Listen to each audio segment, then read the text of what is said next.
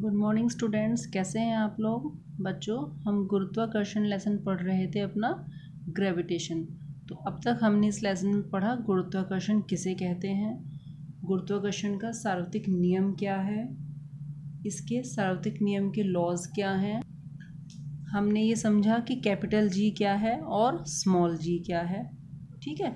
और गुरुत्वाकर्षण का महत्व क्या है। गुरुत्वाकर्षण का महत्व क्या है, यह हमें पृथ्वी से बांधे रखता है। पृथ्वी के चारों ओर चंद्रमा गति करता है, इसी के कारण है ना। सूर्य के चारों ओर ग्रह गति करते हैं, ये भी ग्रेविटेशन फोर्स के कारण ही करते हैं। सूर्य और चंद्रमा के गुरुत्वाकर्षण के कारण ही ज्वार भाटा भी होता है। तो ये सब चीज़ें हमने अभी तक पढ़ी। आज हम पढ़ेंगे बच्चों, मुक्त पतन या फ्री फॉल किसे कहते हैं। मुक्त पतन या फ्री फॉल किसे कहते हैं। जैसे बच्चों, ये एक बहुमंजिला इमारत है ना। ये आपको दिखाया गया चित्र में, ये एक बहुमंजिला इमारत है। यहाँ से हम वस्तु को डाल रहे हैं, एक डाली, दो डाली, तीन डाली, यहाँ से हम वस्तुओं को ऊपर से नीचे डाल रहे हैं। जब वस्तुएं पृथ्वी की ओर केवल गुरुत्वीय के कारण गिरती हैं, है ना, केवल गुरुत्वीय बल के कारण गिरती हैं, तो हम कहते हैं कि वस्तुएं मुक्त पतन में हैं। मतलब कि जब हम किसी बिल्डिंग से ऊपर से वस्तुओं को नीचे डालेंगे तो उन पर सिर्फ गुरुत्वीय बल लगेगा और कोई बीच में घर्षण बल या और कोई भी चीज़ बीच में नहीं लगेगी। तो हम कहेंगे कि वस्तुएं मुक्त पतन में हैं। गिरते समय वस्तुओं की गति की दिशा में कोई चेंज नहीं होता है।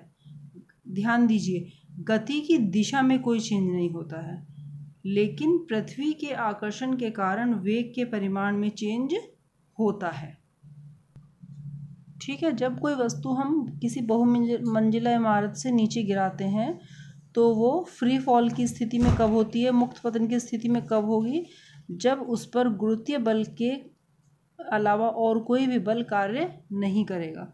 तो गिरते समय वस्तु की गति की दिशा में कोई चेंज नहीं होगा, गति की दिशा में, है ना। लेकिन पृथ्वी के आकर्षण के कारण वेग के परिमाण में परिवर्तन होता है। वस्तु के वेग के परिमाण में परिवर्तन होता है ना। वेग में कोई भी परिवर्तन जो है त्वरण को उत्पन्न करेगा। जब भी कोई वस्तु पृथ्वी की ओर गिरती है तो त्वरण कार्य करता है।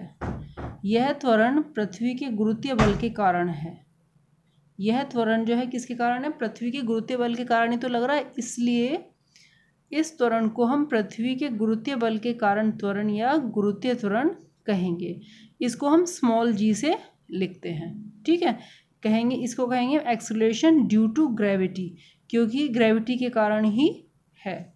और स्मॉल जी का मात्रक वही है जो त्वरण का है, क्योंकि ये त्वरण के कारण ही है, मीटर प्रति सेकंड स्क्वायर।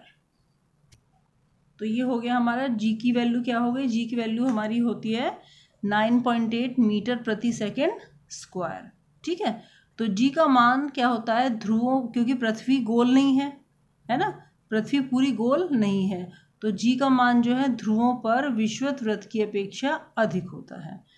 अब हमें मुक्त पतन समझ में आ गया, ये फ्री फॉल समझ में आ गया।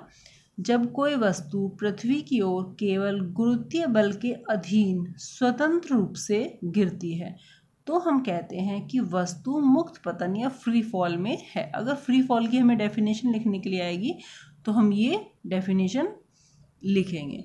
अब हम समझते हैं स्मॉल जी के मान का परिकलन। स्मॉल जी का मान हम कैसे निकालेंगे।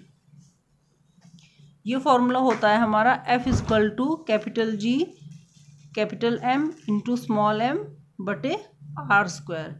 ये गुरुत्वाकर्षण के सार्वत्रिक नियम से हमने पढ़ा हुआ है, ठीक है। और गति का दूसरा नियम क्या होता है, F equal to mg, okay. तो अब इसमें जो है हम ये मान रख देंगे, यहाँ पे mg हो गया equal to g capital M into small m बटे r स्क्वायर। m से m ये कट जाएगा तो g इक्वल टू ये आ गया। अब हम इसमें g की वैल्यू रख देंगे, m की वैल्यू रख देंगे और r की वैल्यू रख देंगे, ठीक है। यहाँ पे क्या है, ये कैपिटल M है पृथ्वी का द्रव्यमान, स्मॉल m है वस्तु का द्रव्यमान।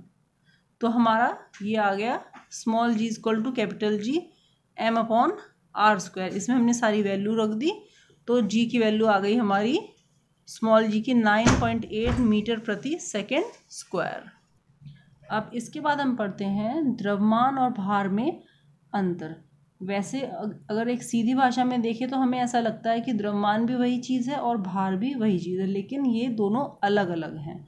तो अब हम समझते हैं द्रव्यमान और भार में क्या अंतर है, difference between mass and weight. सबसे पहले हम द्रव्यमान देखेंगे। द्रव्यमान क्या है? किसी वस्तु का द्रव्यमान उसके जड़त्व की माप होती है ना। किसी वस्तु का द्रव्यमान उसके जड़त्व की माप होती है, मतलब कि वस्तु में पदार्थ की मात्रा कितनी है, ये हमारा हो गया द्रव्यमान। जड़त्व हमें पता है किसे कहते हैं। जड़त्व मतलब कि वस्तु जो है अपनी पोजीशन में चेंज नहीं चाहता है, वही उसका जड़त्व होता है।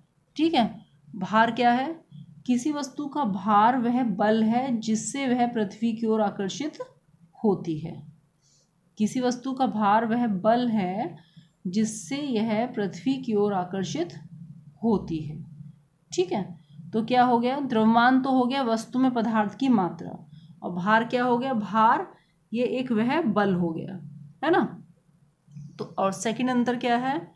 किसी वस्तु का द्रव्यमान स्थिर रहता है तथा एक स्थान से दूसरे स्थान पर नहीं चेंज होता है। द्रव्यमान जो है हर जगह सेम रहेगा, किसी भी प्लैनेट पर, किसी पृथ्वी पर, चंद्रमा पर, कहीं पर भी हम चले जाएं, द्रव्यमान हमेशा सेम रहेगा, है ना। लेकिन भार क्या होगा? भार हर जगह के अकॉर्डिंग वेरी करेगा। चंद्रमा पर अलग होगा, पृथ्वी पर अलग होगा। किसी वस्तु का भार अलग अलग स्थान पर अलग अलग होता है। तो ये इसका सेकंड डिफरेंस हो गया। और थर्ड डिफरेंस क्या है? द्रव्यमान का एसआई मात्रक क्या होता है? किलोग्राम होता है ना। द्रव्यमान का एसआई मात्रक किलोग्राम है और भार का एसआई मात्रक क्या है? न्यूटन है। तो ये हमारा हो गया द्रव्यमान और भार में अंतर। तो इससे हमें पता चला कि द्रव्यमान तो है हमारा क्या होता है कि हर जगह स्थिर रहता है, सेम रहेगा, चेंज नहीं होगा। लेकिन भार जो है, भार स्थान के अकॉर्डिंग वेरी करेगा। ठीक है। तो किसी वस्तु का भार चंद्रमा पर कितना होता है? किसी वस्तु का भार चंद्रमा पर कितना होता है, ये हम अब आगे समझते हैं। किसी वस्तु का चंद्रमा पर भार।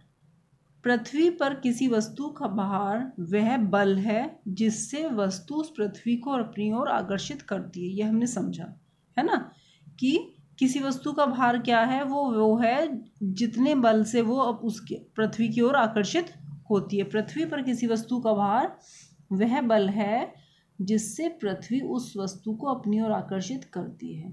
तो इसी प्रकार चंद्रमा पर किसी वस्तु का भार वह बल होगा जिससे चंद्रमा उस वस्तु को आकर्षित करेगी, है ना। और चंद्रमा का द्रव्यमान कितना होता है? चंद्रमा का द्रव्यमान पृथ्वी की अपेक्षा कम है ना। इस कारण चंद्रमा वस्तुओं पर कम आकर्षण बल लगाएगा, और जब चंद्रमा वस्तुओं पर कम आकर्षण बल लगाएगा तो चंद्रमा पर वस्तुओं का भार भी हमें कम अनुभव होगा, है ना। तो इसका फॉर्मूला होता है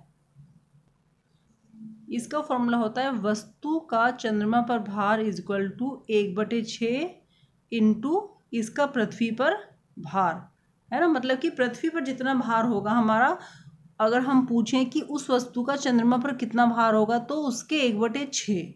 जैसे देखो क्वेश्चन दिया हुआ है, एक वस्तु का द्रव्यमान 10 किलोग्राम है ना।